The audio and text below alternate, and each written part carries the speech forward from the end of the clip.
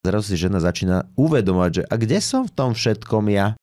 Kedy sme konfrontovaní sami sebou, kedy väčšinou sme už dosiahli nejaké tie hmotné ciele, to znamená, máme nejaké zázemie, máme kde bývať, máme nejakú prácu, máme možno nejakú rodinu, máme nejaké to zázemie a zrazu človek po 30-ke, po 40-ke, po 50-ke zrazu sa ide možno nadýchnúť a rozmýšľať, čo ďalej, ako ďalej. Potom ešte popri tom si možno riešiť nejakú tú svoju kariéru a robiť všetko pre všetkých, len nie pre seba.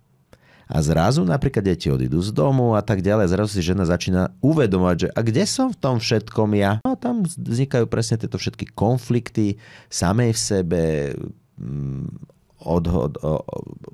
s tým, že cez sebaobviňovanie, sebalútosť, potom obviňovanie partnera, všetkých naokolo, potom zase sa vrátime na začiatok, že za nič nestojím, nič neznamenám, nič som vlastne, čo som doteraz vlastne ja urobila, len som tu žila pre všetkých ostatných. Je to taký kolotoč, o ktorom si dovolím tvrdiť, že aj naozaj z mojich tréningov alebo coachingov so ženami je, myslím si, že dovolím si povedať viac ako 99% žien permanentným vnútorným dialógom, ktorým oni prechádzajú a keď ho dokážu, ako sa povie, vhodným spôsobom uchopiť, prijať, dovolia si byť v tom všetkom hravé, zvedavé, neobviňujúce, tak dokážu objaviť takú silu samej seba, že zrazu paradoxne vekom začnú úžasným spôsobom kvitnúť a byť obrovskou hodnotou.